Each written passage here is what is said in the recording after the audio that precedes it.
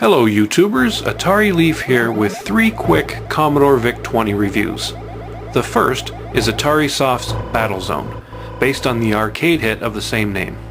Now games like Battlezone and Tempest dazzled early arcade gamers with its 3D style vector graphics. And early video game systems and computers of the time tried to capture the style and feel of vector graphics, but the limitations of the systems at the time were often completely unqualified for that daunting task. The Vic-20 was a prime example of this, and it shows in this port.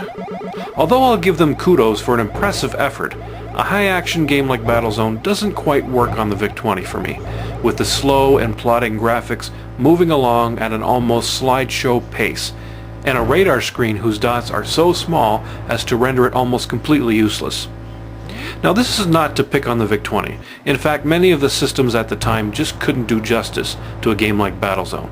So based on its system limitations, it's actually not a terrible port, just not one you'll play for a long time. Shamus is another clone of Berserk, and one I remember playing years ago on the Tandy-Color computer. It also appears on the C64 and Atari 8-bit computers, and of course on the Vic-20. This version is very good and very hard. There are so many enemies on the screen firing all at the same time, it's very difficult to avoid, especially in rooms with nowhere to hide. Shamus adds to the basic Berserk style of gameplay by adding items that need to be picked up, such as bottles which contain extra lives. Very important in this game. Also mystery question marks, and keys to open up exits to other levels of the game. Once you find a key, you must find the matching keyhole to advance to the next set of rooms, or levels.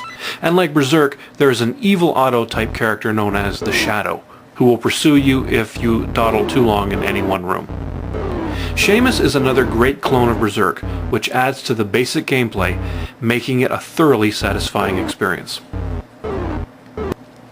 Finally, we have Dragonfire, a game that I'll admit has me severely pwned.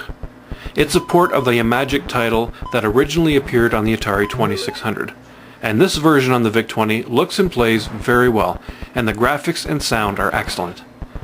Like the other versions, the game is divided into 2 different screens. The first sees your character trying to get from the right to the left side of the screen, ducking and jumping over fireballs hurled from the dragon within.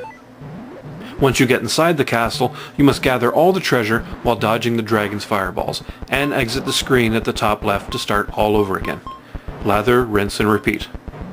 For whatever reason, I get killed on a frighteningly frequent basis. I don't think I ever get past the first screen without dying at least once. I can't see the fireballs coming at me, and that stupid dragon is a royal pain in the butt. Having said that, it's a great port of the Atari 2600 Classic, which holds up very well on the Vic-20. So there you have it, 3 very quick looks at 3 games for the Commodore Vic-20. Shamus is my favorite of the bunch, but your mileage may vary. This is Atari Leaf with another closer look video. Have a great day.